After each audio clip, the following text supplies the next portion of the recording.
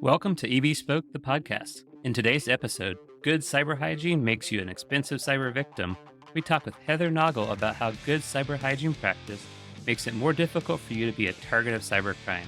Cyber criminals are often just out to make a quick dollar, and when you follow good practices, you reduce the value of your information to these criminals. This concept has a great example in the early days of the internet. Around 25 years ago, the cyber criminals were able to break into websites and steal large databases of credit card data. Because everything you needed to use a credit card, the name, the address, the zip code, card number, and expiration date, was stored in the stolen data, they immediately had a high value prize. The only question they had to worry about was whether the number had been canceled. To protect the accounts, the credit card industry quickly started pushing online merchants to also ask for that 3 or 4-digit security code printed on the card. And they had an important requirement. While you had to ask for the numbers, you were not allowed to store them, so they would remain a secret outside the hands of the database thieves. This action reduced the value of that earlier stolen data, as it could no longer be used to buy things on websites using the security code. Of course, this is a slow transition, so it didn't have a huge impact early on, and eventually criminals figured out ways to steal the security code too. But for a moment in time, a good cyber hygiene practice led to a devaluation of the criminal's activity. Heather and I talk about some of the good practices anyone can do, personally, small business, or large, to help protect their information and make themselves a less valuable target. Welcome and thanks for joining today. My guest is Heather Noggle. She and I have been LinkedIn friends for quite some time and many different conversations throughout the years. And I said, hey, maybe we should actually record one of these conversations and share it with the world because I think we have a lot of fun when we're talking. And I would love to share that fun with the world. So maybe a quick introduction of yourself. Sure. I am Heather Noggle, and I've been in the technology space for well over 25 years at this point, largely in software, pivoting into cybersecurity within the last couple of years. I like to say that in the 90s, when I was playing in software, that was the biggest way to make a business impact was to build something. And now, in modern times, the biggest way to make an impact is to secure what's already been built. There's a lot of debt there and work that needs to be done. So that's the reason for the transition is making that impact. And today, I have my own business doing some consulting in the tech world in the business space, and then for the cybersecurity portion of that, I work for the Missouri Cybersecurity Center of Excellence, building the next generation workforce. So we can dig into any of that at any point if you'd like. That's awesome. And I like how you kind of introed that with building things in the 90s, right? Because when I learned HTML, that's when I started building websites. And at the time, I'm sure I thought I was building those websites out of concrete and cinder blocks and bricks and all these heavy-duty things. Turns out I was building with sand because as soon as the next wave of technology came in, it washed all of whatever I built away and made it pointless. But it still looked like a building. Oh, yeah. I mean, internally, it still looked amazing, and unless somebody knew how to dissolve the sand, it was fine. Yeah. And so now you talked about now we're shifting to how do we protect that. And it's almost like, okay, awesome, we've built these amazing sandcastles, and now how do we keep people from coming and kicking them and knocking them down? Because that's what people are trying to do is kick down our sandcastles that we've built. We've built these amazing technologies, amazing websites, amazing products, and people are trying to break in. But I wanted to kind of start that conversation, that question to you, throw that to you is, but why are they trying to kick our sandcastles down? Why are they trying to break into our IT systems? Are they just mean? Sometimes it is just literally, I want to do this because I can. And those people are not as dangerous as the people who are trying to break in and steal things that are very precious to us, our crown jewels, we call them. So there are people who are coming after our intellectual property within our businesses. There are countries, nation states that are coming after the United States' secrets and other countries as well. And then there are the criminally motivated, we are here to make a buck and hey, let's have some fun while we're doing it. So we can focus in on any one of these groups, people who are left off the hacktivists to the people who are trying to make a statement, maybe go in to face a website and put their message up there. Those are pretty much the four main motivations that I see as to what people are trying to do and breaking in and messing up with our sandcastles here. Yeah, one, you mentioned crown jewels, which castles have crown jewels. There's a treasury, there's a vault somewhere deep in that castle with all the great things that are worth stealing. And yeah, you mentioned the idea of state actors who are trying to steal information or perhaps just do harm, critical infrastructure, disrupt systems. That obviously is a key motivator of that group.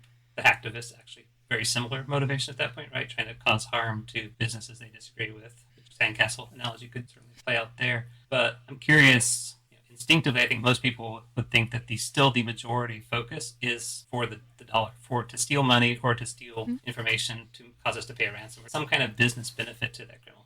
Is that fair? Do you think that is? Oh, that's completely fair. If you look back several years ago, ransomware may have been a thing, but the ransoms paid were not giant astronomical values. And if you paid your ransom, you typically were back in operations. Whereas nowadays, it is a major business model, and you've got the double extortion theme, where not only is there ransomware taking over machines, full systems, full networks, full organizations, but also the data is exfiltrated, meaning somebody has really orchestrated this, has gotten into your systems, and has been there long enough to take a copy of your data, and somehow you didn't notice they were there. Because at any point during that period of time, whether that's weeks to months to even a year or more, you could have noticed by doing something to say, wait a minute, something's off here, and then gone to investigate and work through it. But that double extortion piece is, okay, now they've got a copy of your data and they're threatening to release it if you don't pay the ransom. So not only are you encrypted, then you also have your data that's in somebody's hands who shouldn't have it. Exactly. I want to come back to the double extortion because I think that's a key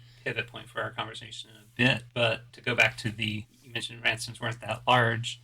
This was 5+ years ago that I was at a talk, and I think it was an FBI agent who just said that from a ransomware perspective then, and it's changed a little bit, but it's still true, there is a dollar price on every person in the world. So if you're thinking, hey, I'm a huge multinational corporation, of course I'm going to have a ransomware attack because I have lots of money. Or conversely, maybe you're like, my grandmother's not at risk, right? Because what does she have? Well, she has a whole bunch of photos on that computer that's absolutely worth $200 or $500 or whatever it is. And if you're a ransomware attacker, your upfront cost is pretty much the same. So getting $200 from thousands of small consumers could be just as lucrative as chasing that one big one that you not even get into. Any thoughts on that kind of everybody's at risk perspective? Everybody is at risk. Not everybody is a target, and those are two different things. So are you at risk of having your data frozen or having your data copied? You absolutely are if you're not doing the things that you need to do. We call them cyber hygiene, to try to deter someone from continuing to explore taking your data. There are some basic things that everyone can do. But in addition to that, you look at companies that are definitely targets. When you get into the medium and larger companies, if they've got treasure troves of data or they're protecting information, they're absolutely targeted. We saw in the news today about the biggest ransomware payment ever. Did you see that, Erik? Not today's, no. Yeah, okay. It was in Forbes today. It says record-breaking $75 million ransom paid to Dark Angels gang. And so the article goes on through and talks about just what it took to set this up and the intricacy and the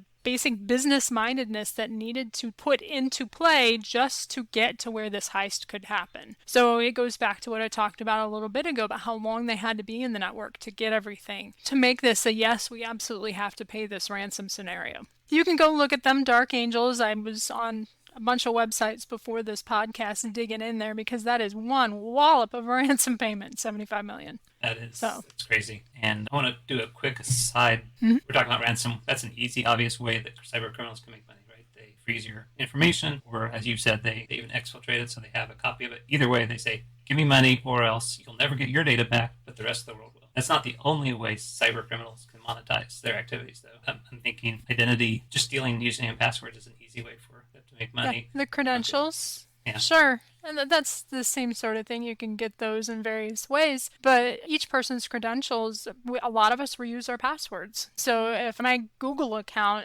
its credentials are stolen and I'm just a regular person who doesn't know to put these cyber hygiene things in place, maybe I reuse that Google account password 5 or 6 other places. And so if someone goes on the dark web and buys my credentials for what, $10? Maybe less? Probably less. And then says, oh, where else can I get? Can I get into Target? Can I get into Walmart? Can I get into Amazon? And sometimes the answer is yes. And if you've automated all that, then it's easy. I'm never Heather Noggle the person to them. I'm Heather Noggle the set of credentials that may or may not get me into multiple websites and ching, ching, ching, lots of money. Exactly. I think that's something that maybe people don't realize, just those phishing attempts when they try to steal your username and password, the person running that may not even do anything with that information except sell it to a broker, right? At that point, right. So they get their $10 and they move on. It's easy money. Again, if your job is just to send out phishing campaigns, you're just collecting that and somebody else figures out what to do with that and how to get more money and how to do more harm. Somebody else has written the website that looks like the real thing that the person lands on with the phishing email. Somebody else has, like you said, sold it to the dark web. Somebody else has aggregated that to make that sales package a little more attractive to whoever might buy it. It's just business upon business upon business where everybody specializes. And the ones who do really well have the same entrepreneur sort of mindset and enterprising and business skills and business processes as the rest of us do who are trying to fight it or even doing businesses outside of technology. Yeah. So I think that is one of the key things that everyone should focus on, is that the people who make the most money at this, they're nefarious, but they're also just really skilled. And whatever their piece is in here, whether they're at the top of,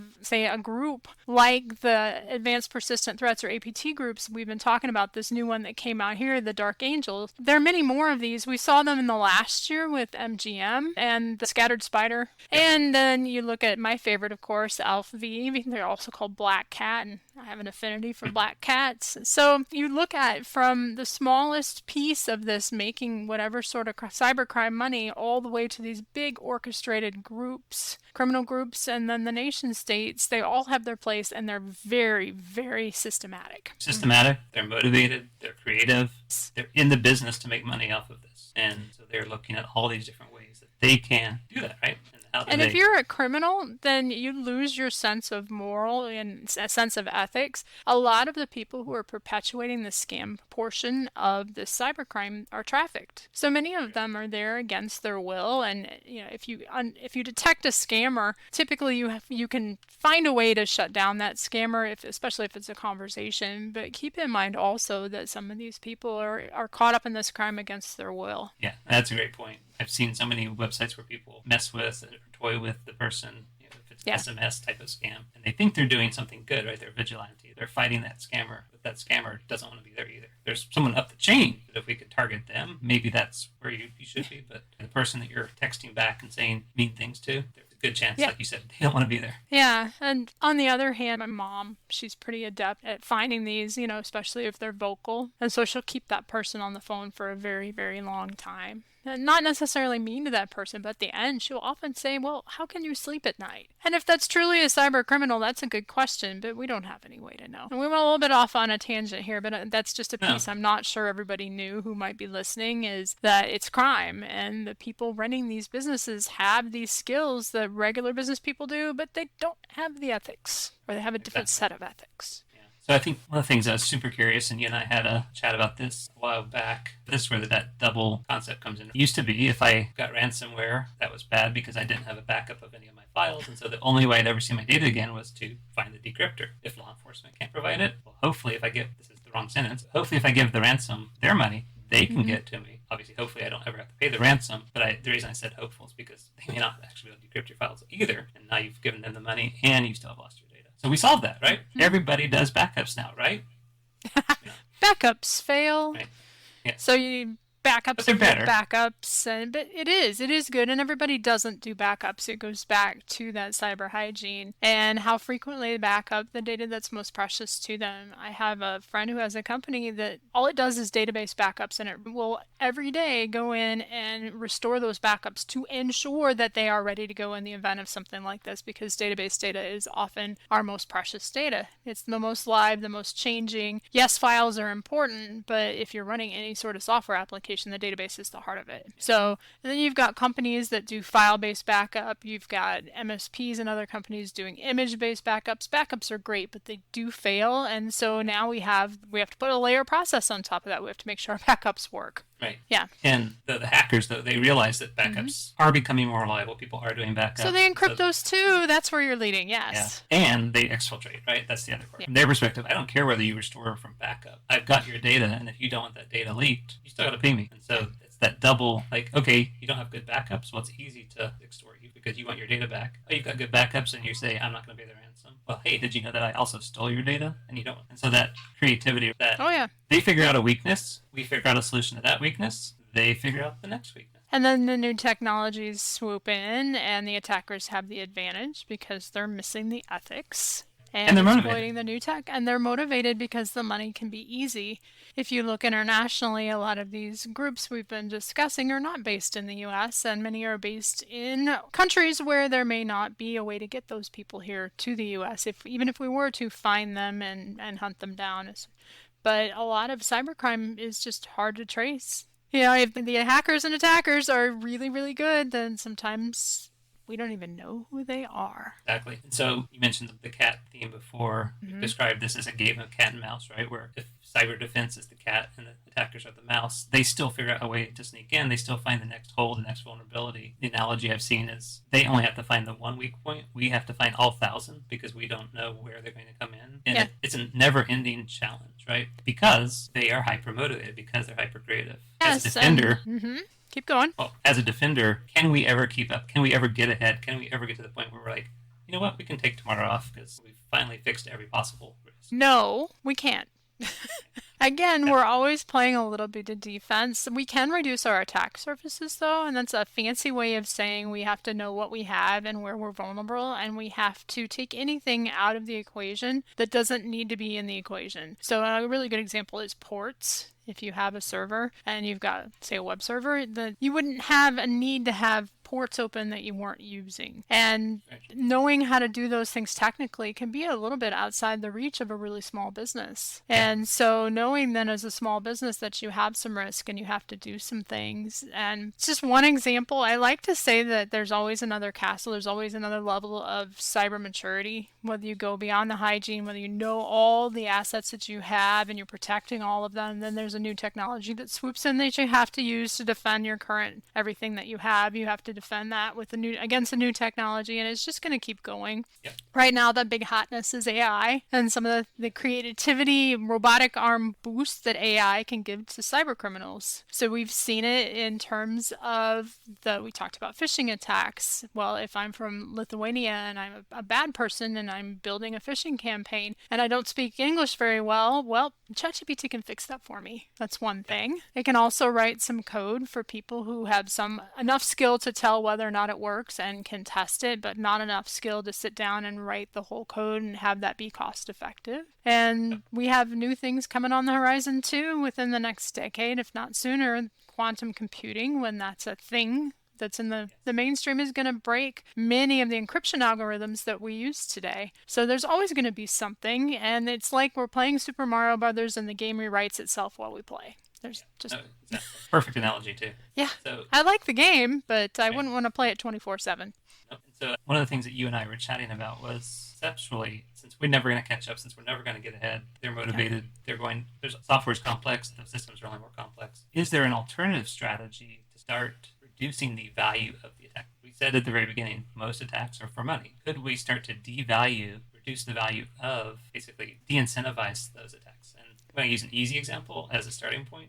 Please, because I've been thinking on this and struggling with it. I've got some ideas, but you bring the first idea. I think we just mentioned $10. If somebody steals my credentials, they can sell it for $10 and they move along. If those credentials are also MFA protected and they don't steal the MFA information, are they actually worth $10? I think not. I think they're not worth $10. They might worth $2. They're not totally worthless because that person has a little bit more information about me. And to your earlier point, maybe it works on a different website that doesn't have MFA. But adding MFA should have devalued the market of credentials, right? Those credentials that were worth money should be worth less money or even no money, depending on who you're selling to. And so we've added that technical compensating control, if you will, to authentication. In response, the criminal market also would have had to lower the value of login credentials because now they don't get you to the same level that they used to. So I think that is an example of what I talk about de-incentivizing, is taking away the source of income, the source of value of that attack. So, and the second great example is the ransomware. The ransomware was effective because we didn't have backups. When we started to get backups, well, we basically de-incentivized that attack because I don't care. I don't need to pay your ransomware.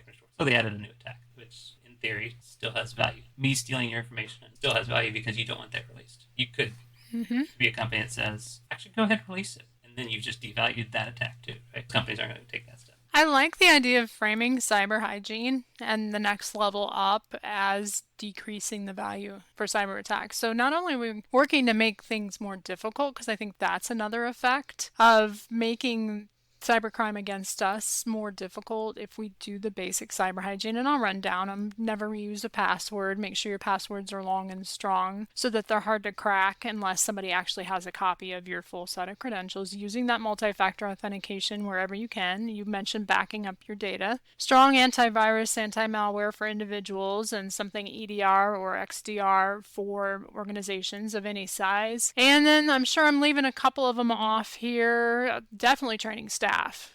That's a big thing to get everybody to do all this. If we actually understood how much of a threat cybercrime is to us, I think we would have better adoption within the cyber hygiene. And then we just keep going to the next level, knowing all the machinery and other assets that we have and then protecting that. Taking a look at adding some depth to our defenses and testing for that. And spending enough money to look forward as well as toward today so that we are actively working, regardless of the size of our organization, to combat cybercrime. I think that would devalue. It would take more money for the cybercriminals to attempt to get our goods. How's that? Right. Yeah. Right, because we're increasing their costs, which in turn decreases their profitability, which is the same thing as reducing. We can attack the top or the bottom line of their business, just like they are. And the frustration count of it too. Well, this used to be easy. Yeah. So I had a talk I gave to some senior citizens a couple of weeks ago, and we were talking about multi-factor authentication, and there was some groaning in the room because thankfully most of them used it and just the hassle of it. And I was able to take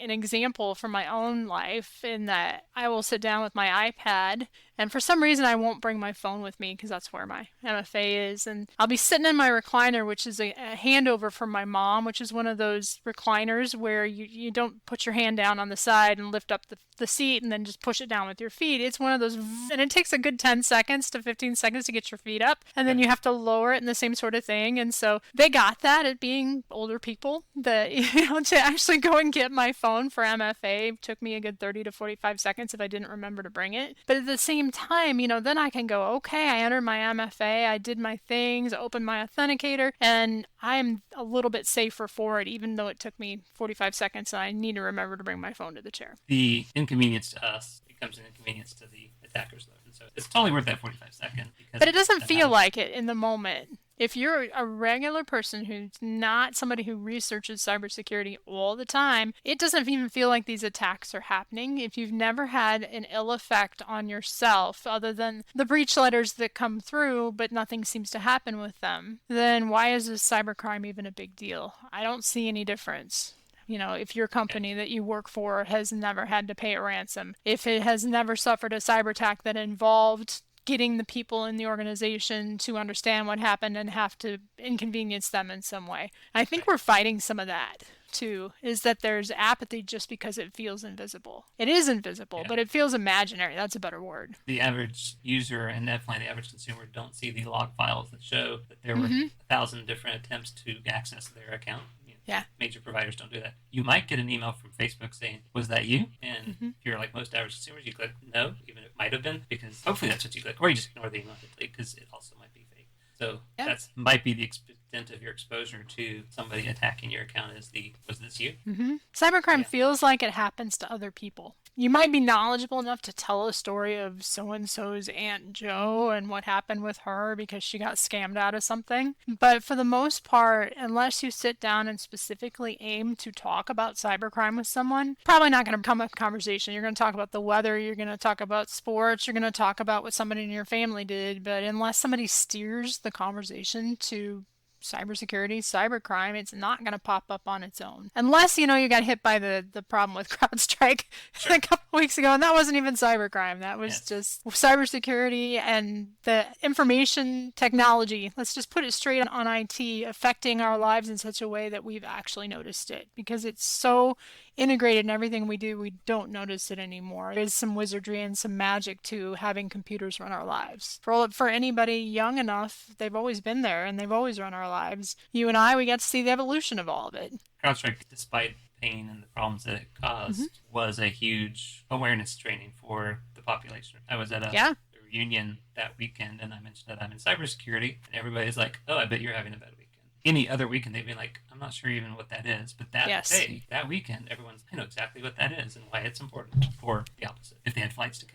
But what we saw was just the impact when computing systems don't go as we expect them to, which is, I think, a better way than to call any of that a cyber attack or even cybersecurity. It's just we have these expectations of our systems that they're going to do everything we tell them to do and they're not going to break and there aren't going to be problems with them, vulnerabilities, etc.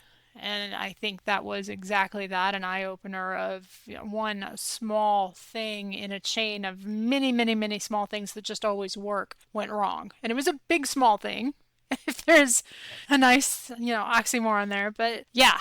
So speaking of recent news, and another example where awareness and training and our kind of diligence has actually helped devalue one of the type of attacks, business office fraud or business email compromise is another vector for that. Basically, where I try to trick the CFO into sending me money by impersonating via text, impersonating via email, impersonating via deepfake, whatever my technique is. I'm trying to trick them to send me money. We just saw that get foiled by the car maker. Did you see that headline? I did not. Tell me about that. Okay. It was Ferrari. Basically, the CEO had somebody with this attack. They came and they did a deepfake. They did an impersonation of key members and said, "We want your money." But friendly business terms of, we need to send money to this vendor. And it was foiled because they had established security phrases, verbal security phrases. So I'm looking at Heather right now, and if Heather and I wanted to make sure that we were real, we might have exchanged via some totally under channel a word that says, if I ask you this question, do you know that passphrase? That's what they had. They had set that process up. The attack happened. They used the method, and of course the attackers didn't know. And so this whole thing was foiled, and it worked. Yeah. Money was not stolen.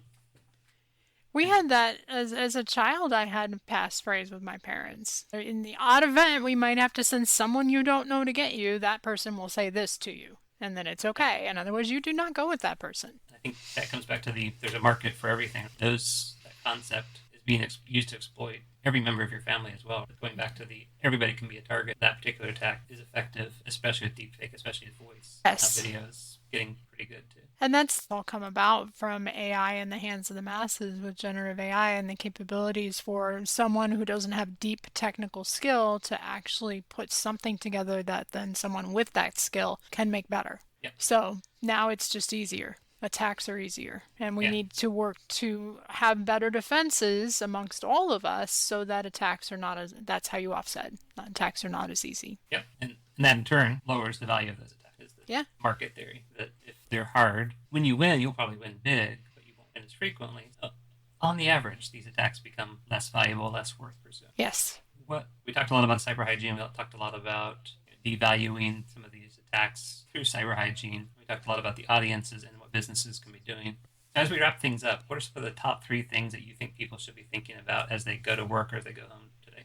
That just hands down that list of things, and I've got them on my website. I even have little videos that were built for super small businesses to have an understanding of the things they can do that will make them less of a target. So I'm just going to lump all those together and call them cyber hygiene. And then the idea that there's maturity to cybersecurity and that cyber hygiene is getting you from I don't have enough to I have a foundation on which I can build. So the second thing would be, now that I'm building, I need to have a framework that I can consult that says, here's how I do this well. So cyber hygiene is I'm doing this. I'm finally doing something with cybersecurity. And then the frameworks add a level 1 and level 2 of maturity. And the one I like to point to is the Center for Internet Security, CIS, and their 18 controls, within which there are 153 safeguards. And there are different levels and groupings in there in terms of what you can do. You don't have to go, oh my goodness, this is 100 some odd pages of 153 safeguards. Where do I start? The idea is to look at this and say there's an implementation group 1, and then probably to subset that. What's applicable to me that I can do right now and get some wins? And then to projectize it and say, maybe within that first implementation group, maybe I have 6 rounds of changes and implementation and looking at things. And then to build 6 consecutive projects, and then to celebrate in the middle of each of those of I've done something that matters to my organization to make it better.